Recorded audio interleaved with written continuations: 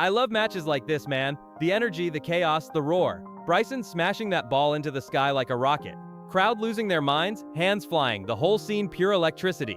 Every swing was a statement, every cheer was thunder. Even the announcer's voice cracked with adrenaline, and who could blame him? I love this kind of match, right? I love the smasher of Bryson, full swing, ball straight up in the air at the grate, pumping the crowd up as best he can. This wasn't golf anymore. It was war in a polo shirt. A live redemption story, shot by shot, as Bryson DeChambeau clawed his way out of humiliation to write one of golf's wildest comebacks ever. Golf's legends live forever. But here's the twist. What really lit that fire inside Bryson, and how did it flip the entire Ryder Cup on its head for Team USA?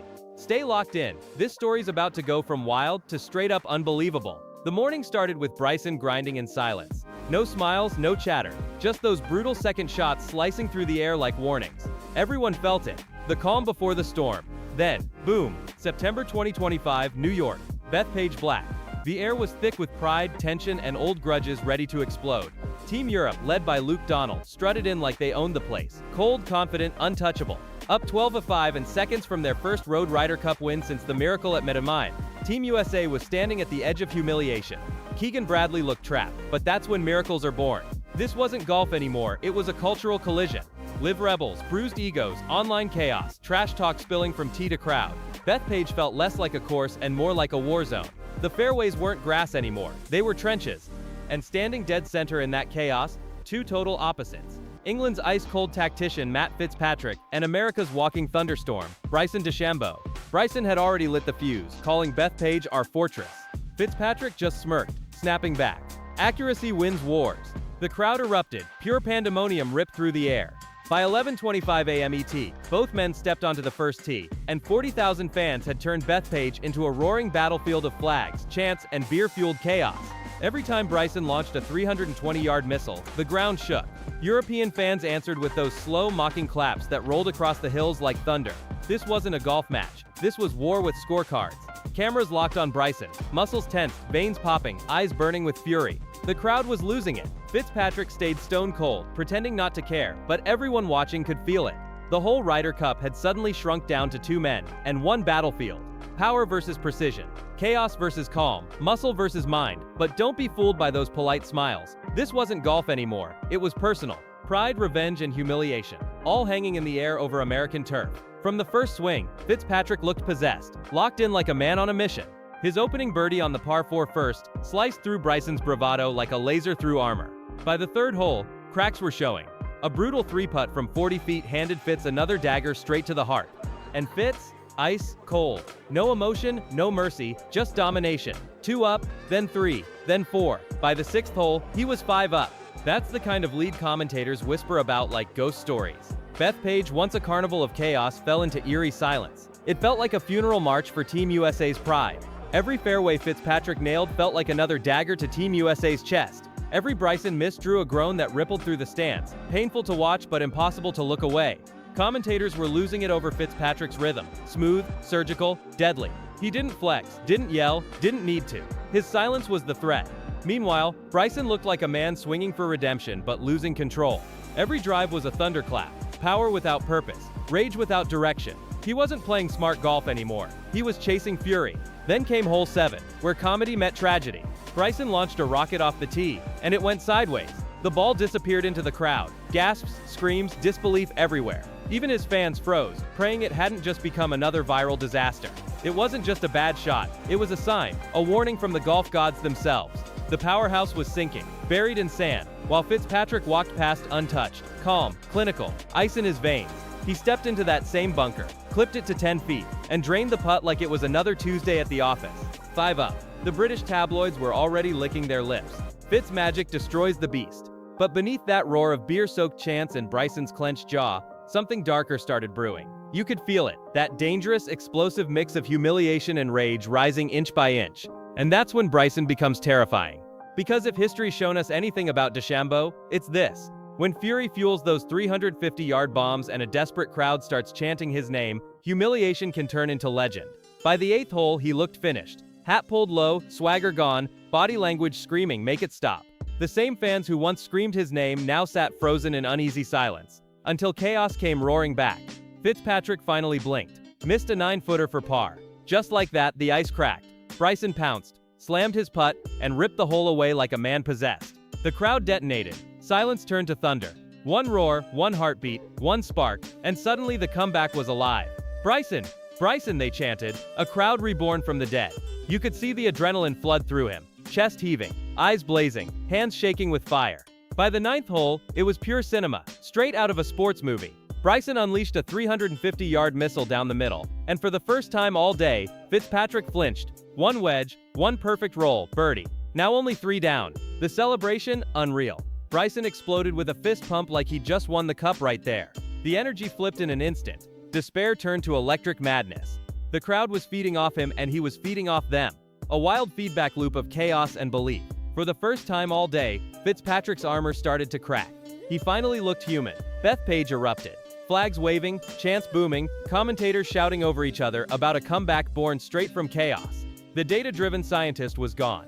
Bryson's brain had short-circuited into pure adrenaline. No stats, no spreadsheets. Just raw instinct and fury. As he charged into the back 9, the whole match flipped on its head. Fitzpatrick still had the advantage on paper. Sure, but this wasn't golf anymore. This was theater. A heavyweight brawl disguised as a gentleman's game. Every hole felt like a new round, every roar from the crowd a punch to the gut.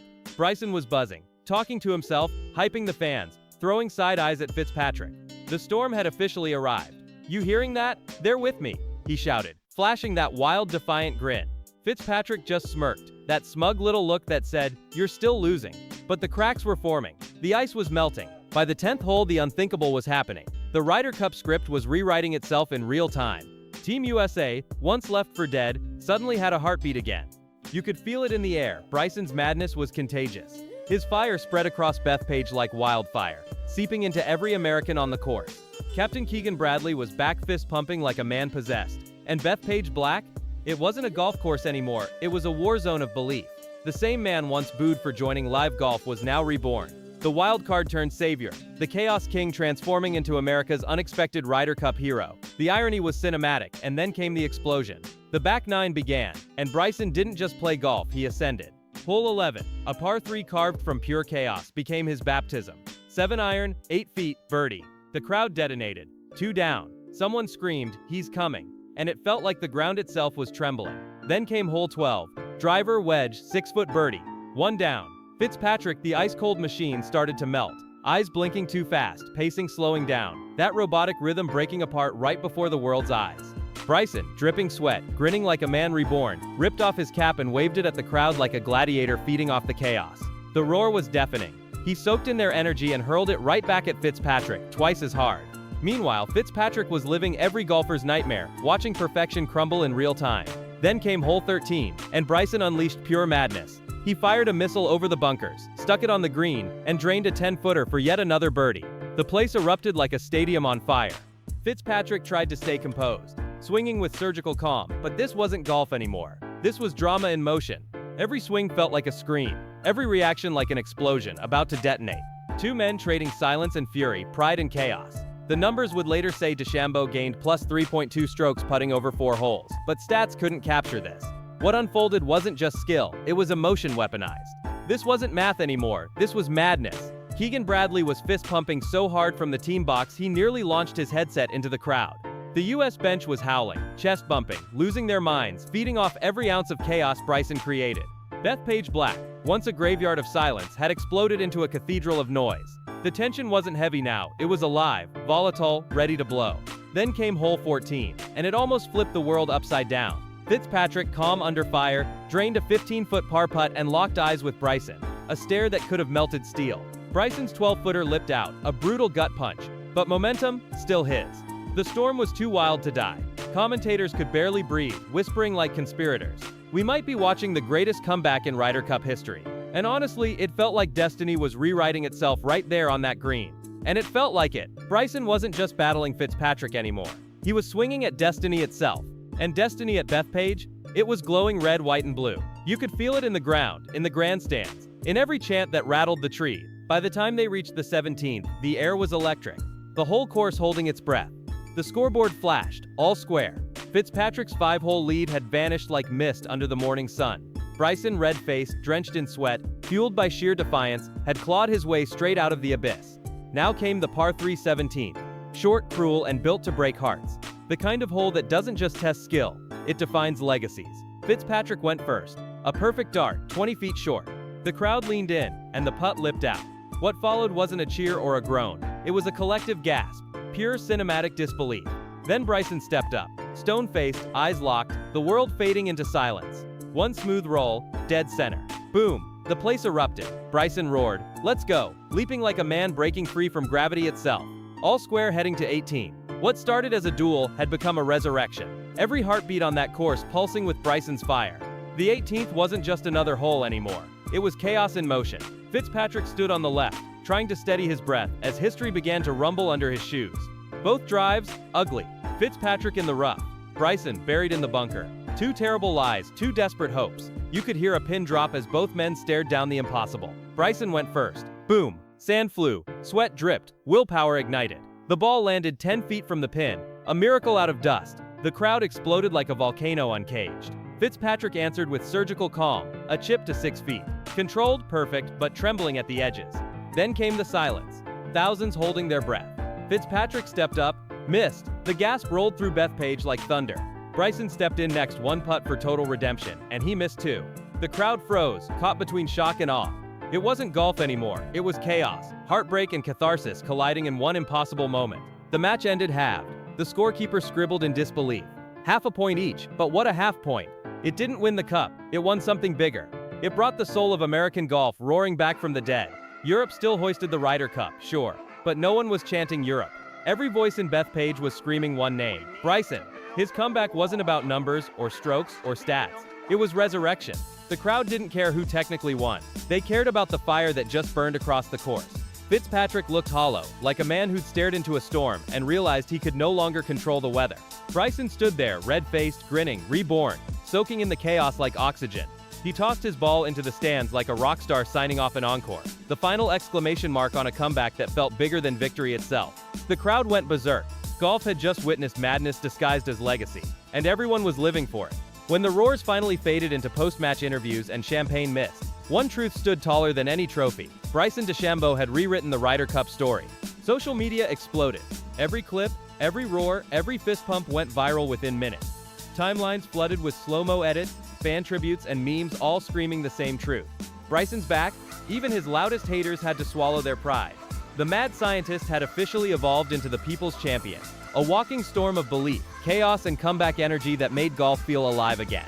No stat could ever measure it, because beyond the cheers and adrenaline, something deeper was happening. Bryson reminded the world what golf had forgotten.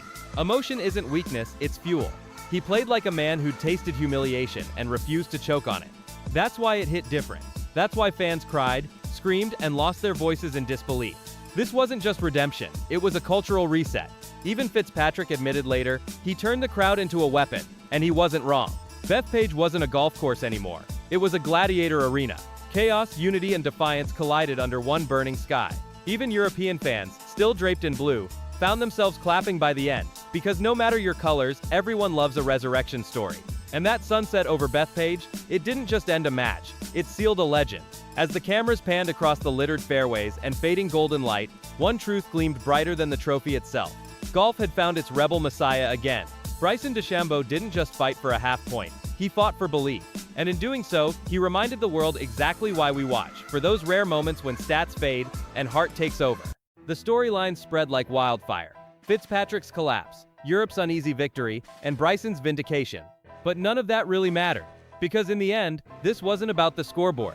It was about the rebirth of chaos, passion, and pride on golf's biggest stage. After years of livy ridicule, even Luke Donald, the winning captain, said it outright. That match changed the energy of the whole day. And he wasn't wrong. For 3 wild, heart-pounding hours, golf forgot about rules, etiquette, and polite little handshakes. It became pure theater. Raw, messy, magnificent. The kind of chaos that grabs you by the collar and doesn't let go. Fans weren't watching scorecards anymore. They were watching emotion, defiance, redemption. It was everything golf usually hides, and that's why it hit so hard. In the aftermath, social media went nuclear. Feeds flooded with Bryson's screams, Fitzpatrick's 1,000-yard stare, the crowd's hysteria, and the world realized something massive. This wasn't just a match. Golf had felt alive again. The crowd dissolved into chaos. The internet erupted. Overnight, fans everywhere crowned it the most insane comeback in golf history, and not a single soul disagreed. When Bryson finally faced the reporters, eyes still wet, he just said 4 words: "I love my country." Fitzpatrick, ever the stoic, responded with quiet grace: "Pressure defines us." And right there, that moment, that duel of heart versus control, golf found its soul again. It wasn't about polished traditions or tidy claps anymore. It was about emotion, fight, humanity. Sure, Europe took the cup 14.5 to 13.5, but Bryson DeChambeau, he took the moment. He turned humiliation into legend. He didn't just battle Fitzpatrick. He went toe-to-toe with doubt, ridicule, and every demon that ever whispered he didn't belong. And on that wild New York afternoon, he proved every last one of them dead wrong. And in doing so, Bryson gave fans something they hadn't felt in years: pure goosebumps.